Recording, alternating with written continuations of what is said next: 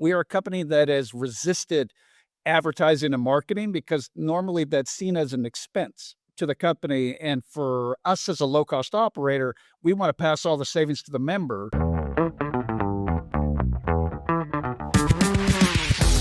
Hey, Robin, welcome to the show. How are you? Good morning, Alessandro. I'm good. How are you? It's good, now that we're recording, just we got out from the blizzard in New York City. So I don't know when it's gonna be, live the episode, but the past 2 days has been interesting to say, the least. But it's New York City, right? We're used to it these days, so nothing new. If you need shovels, we sell them, so I could probably send you some. You see that? Yeah, that would be like a very really looping the trends type of promotion, right? Like we got Yeah. whatever you need, right? And that's what I love to see on social media.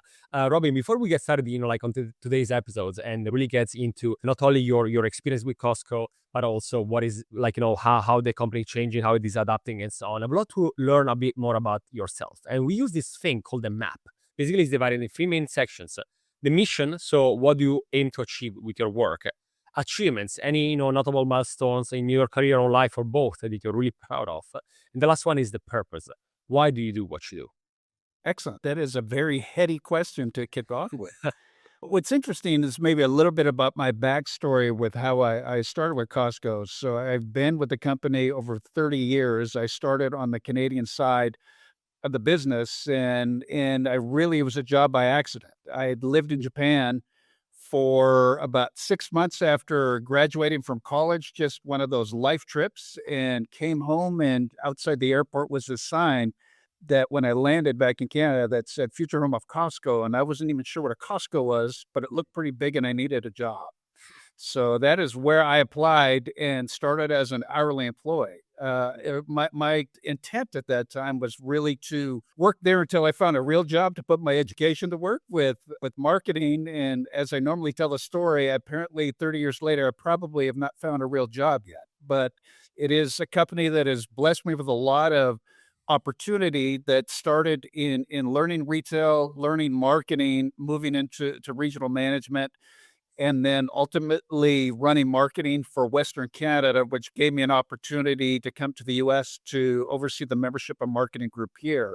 So my mission from a company standpoint is to be a resource to our membership and marketing teams at Costco. Mhm. But ultimately, when we look at the purpose of the company and the mission of the company is to pass on savings to members. We're a membership model. Our core business model is to find savings for our members to make that decision of a membership very, very easy every year because you're saving more than what you're paying. That's our goal. Fantastic. And in all these years, what are the achievements that you're really proud of?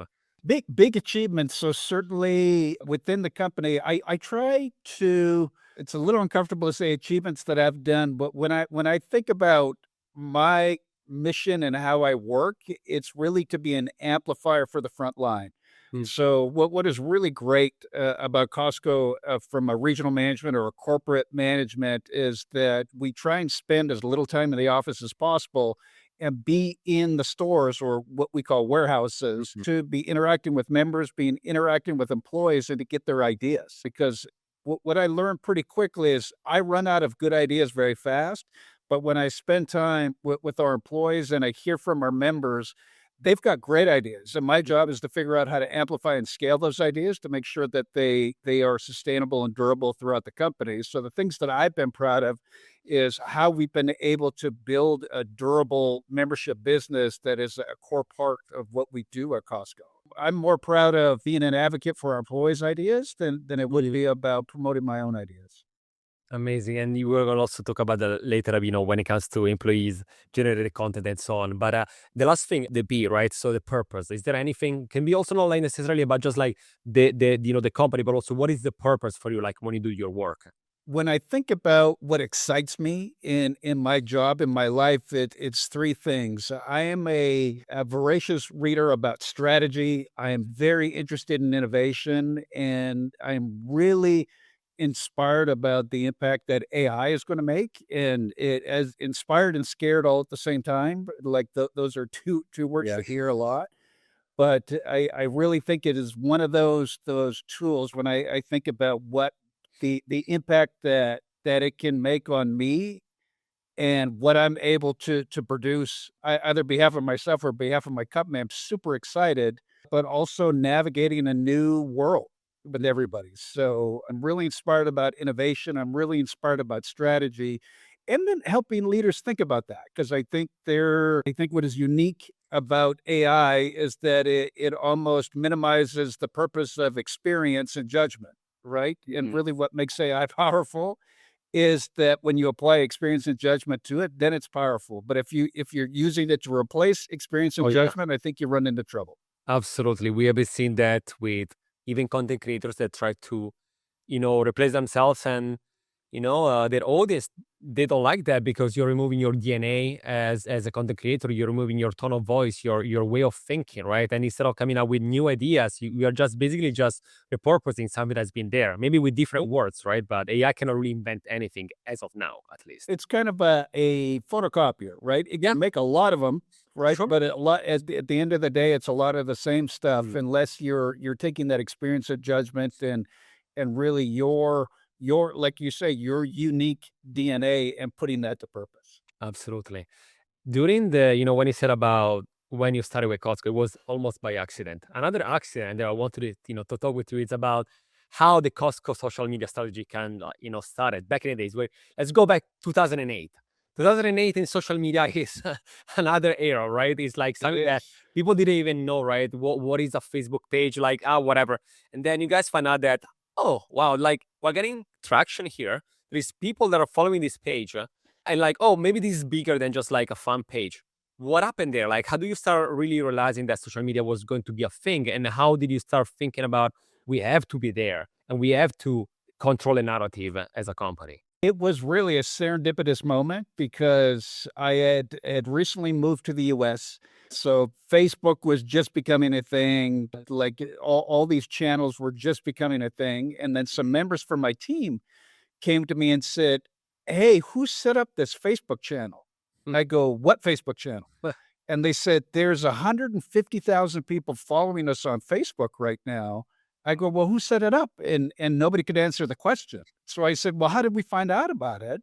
And they go, "Well, Facebook came to us and said, if it's not a corporate entity, we either need to delete it or you need to take it over." So we had to make a decision about what we were going to do. And what was fascinating about it is when we went in and started to look at the content, it was just truly members talking to members and sharing their love for Costco and the brand, Mhm. but also kind of teaching each other on how to use Costco to their advantage, how to maximize the membership. Did you know about this?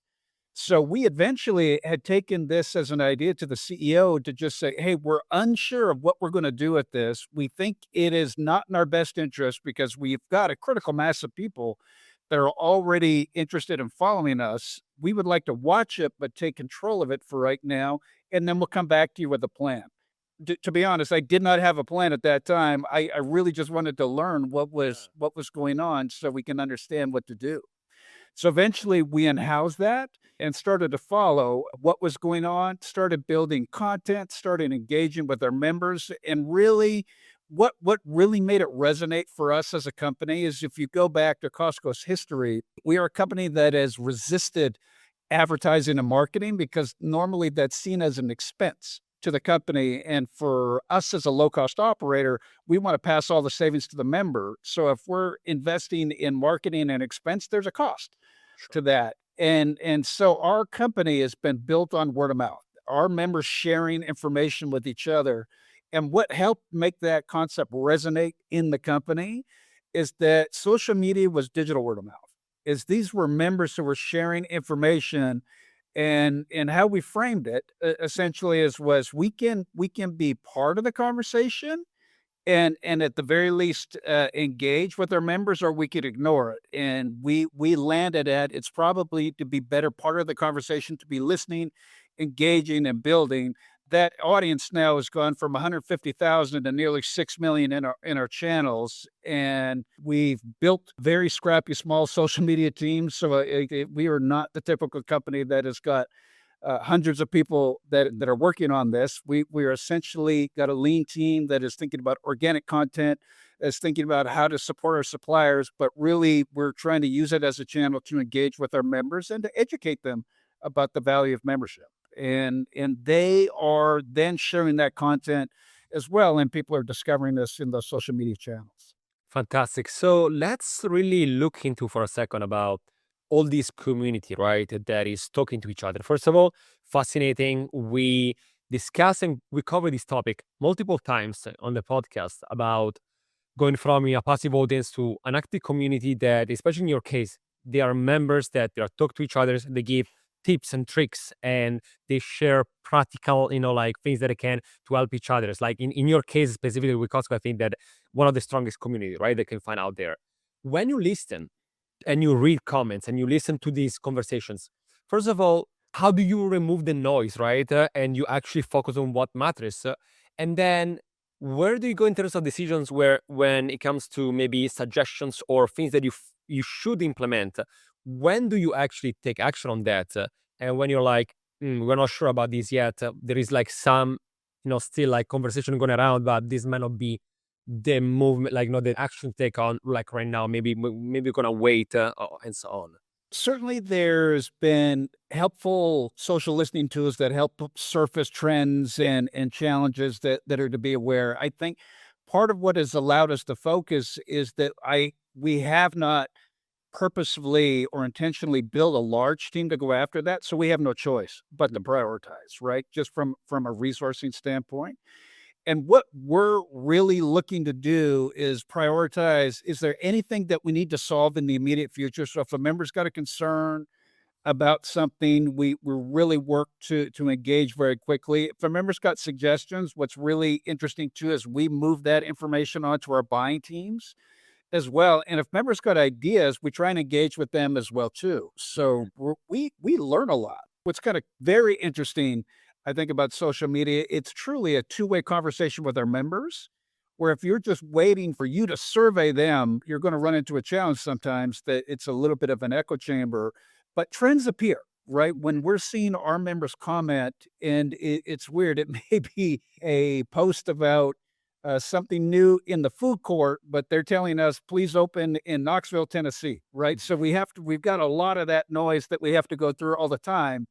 But the important stuff surfaces, and I think what our team is really, really good at is understanding what our members are saying, and what we've tried to establish in social too is just what is our voice and what is our personality in social media as well, and what will it do and what it won't do. And I think people have been, I don't know, distracted a little bit, that they think social solves all their problems, or they can use social. And we think social really is just an amplifier for the business that exists. So something that we talk about internally is that social doesn't fix or break anything, but it is gonna expose things a lot quicker, so it is more important to have a good, solid business model first, and then share that information on social, than it is to try and fix something or engage or create something on social. So it is really a channel, but it is not something that is independently strategic. It really starts with the mission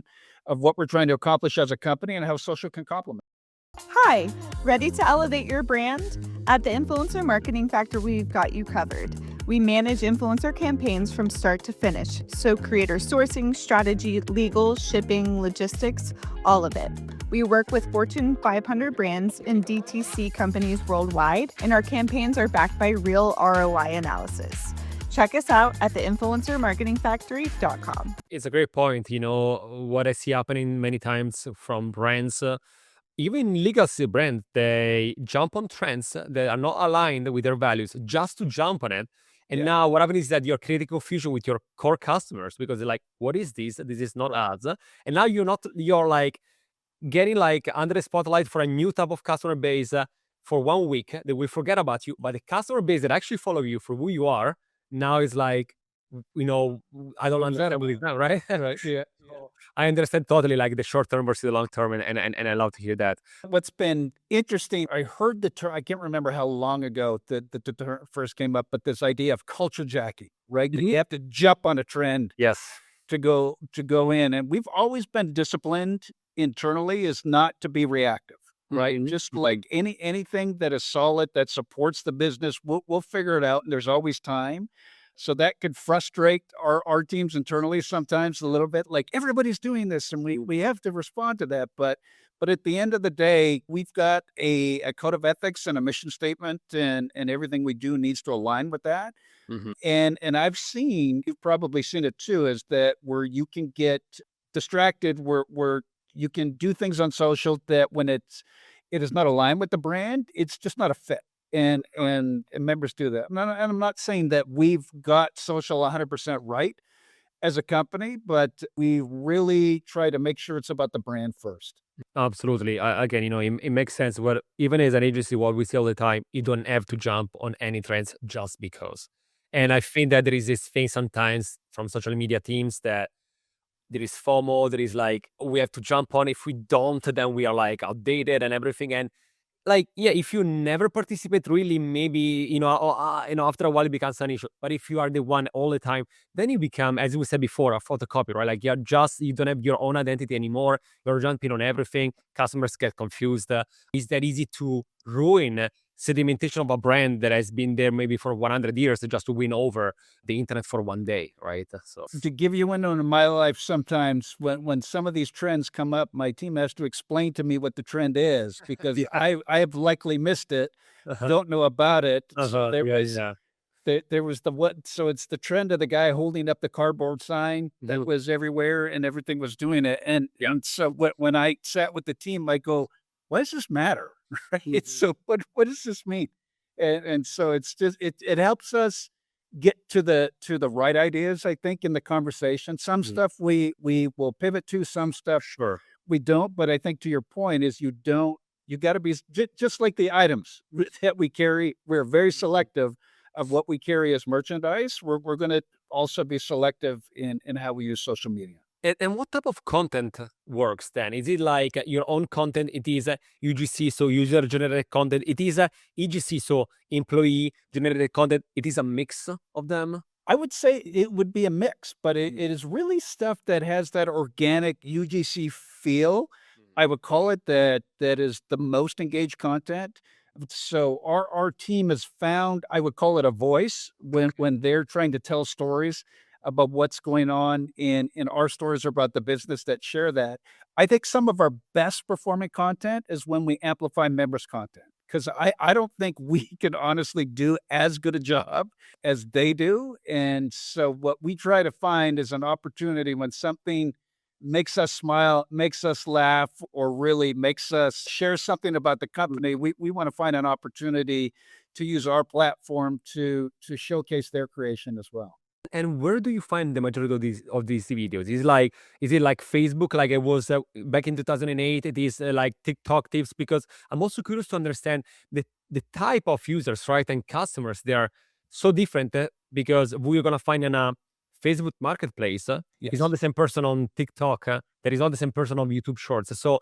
First of all, I'm curious to understand, like, if you identified your sort of like patterns and customers on different ones, and also like how do you really analyze and interact with different type of formats, right, of videos that you might find again user generated that in your case I'm pretty sure that are, as you said, the best ones having these very like value membered type of foundations, right, as a business. I think each of the channels are so different, and part of our challenge sometimes is that you don't have a Facebook team and an Instagram team and a Twitter team and all the above. So what we try to find in terms of just building our content when we think about Facebook, typically it skews to an older audience, right? So it's a little bit more longer form video. We try to be a little bit more informational on Facebook as well. And now that we've moved that you can do reels on Facebook and Instagram, that Mhm. gives us some multi-platform choices. But we're also finding really video is where things are going, and video seems to really resonate with our members as well too. But it's not the same video that it always used to be. There's almost this attention deficit a little bit that your video needs to be very, very engaging, and you've got that 2-second window to grab somebody's attention. So we're struggling to really kind of figure out what is our version of that. And honestly, we're not actively posting on TikTok and exploring some opportunities, But a lot of the great content that goes viral, that's typically where it'll surface first. Is certainly that seems to be the most engaged audience. It's a younger audience, Hmm. and we actually have an ambition as a company to bring in a younger member to help people discover Costco. So we're looking seriously at those channels to figure out where our space is in that as well. Not sure if that helped answer the question. No, it does. That's why, I was, again, very curious, right, about the type of customer that you have and how they're currently posting. Because, of course, short form for the past 5 years has been, the king. But again, the video with Costco when it comes to having a community and sharing not only tips, but also the experience, right? Like you can do like, a vlog, right, while going to Mhm. Costco. And I mean, I saw a video myself of like, people like follow me through this aisle. I'm gonna tell you this product instead of this other, and this one is fantastic. There is this deal this week happening, and these videos sometimes are like 20-30 minutes long. So that's why I was curious, like in your opinion, if do you think that this year, and this is something I've been asking actually to people, if there might be a sort of like longer form coming back, because I think that a lot of people get this pay attention, right? That there is like Yeah. definitely like lowering by the day, but at the same time, notice that people also want to start getting content is informative, it is a bit longer. So I don't know, are you seeing that, or it's we still need to wait a bit more for long form to come back? Again, I won't pretend I've got it figured out, but what we're observing right now is that discovery is probably through like the Instagram Reels and the TikTok. And when people are going to longer form, it's really YouTube, and it's YouTube that has built up those audiences, and it's almost like a essentially a channel now that brings you back to the content. So I'm sure your audience being creators, are they thinking short form, long form? And I think they're probably solving for multiple versions because here's the appetizer of what this content is. If you Yep. want to go deeper, see me on this channel, right? And so you've got more extended content. I enjoy the longer form, and I'm very active on YouTube. So Mhm. I'm more kind of using that to get information, but also looking at TikTok is the discovery place, but a lot of times it will be to get to YouTube so I can get the longer version of those kind of things too. Because I it feels sometimes TikTok can be a pinball, right? And so where's the meat of what we're sharing here? And sometimes you want to go deeper. And I think you just don't want to be stuck in that pinball world all the time that you're just bouncing back and forth on something that there is something more sustainable and deeper that you can share.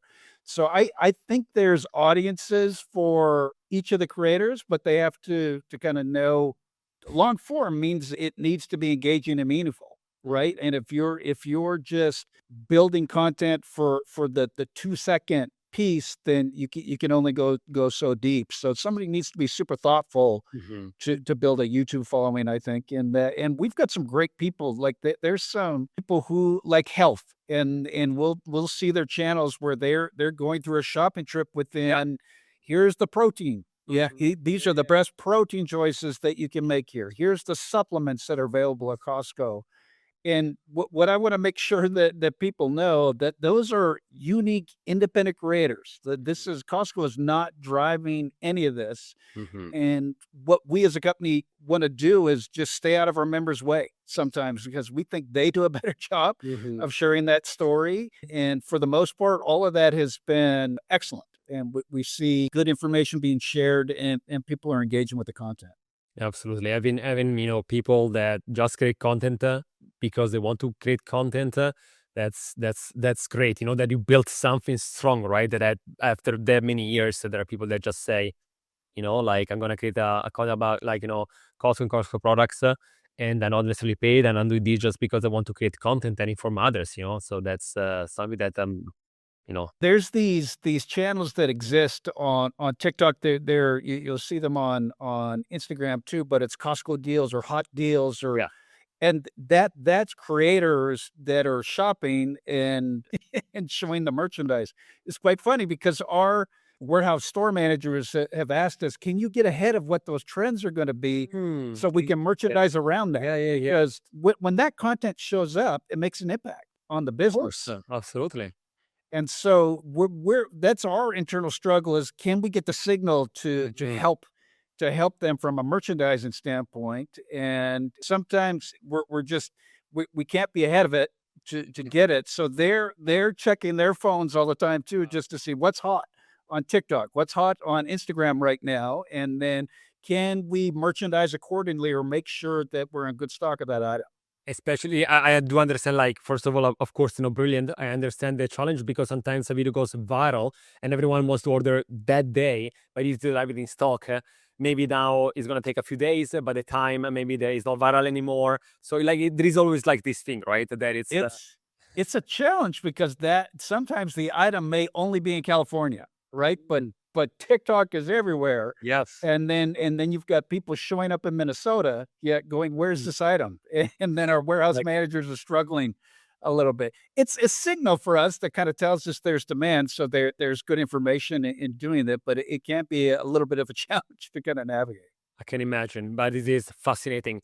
Robin, thank you so much for sharing all this knowledge with us. I'm gonna follow along, for like and see what else you're gonna implement, right? And on social media, and also like we'll have to continue seeing how this community grow, right? With social media itself, right? The conversations, how do you analyze that and everything? So, but again, really, thank you so much for being with us today. Great, Alessandro. It was great being with you today. This was the Influence Factor by the Influencer Marketing Factory, and I'll see you in the next episode.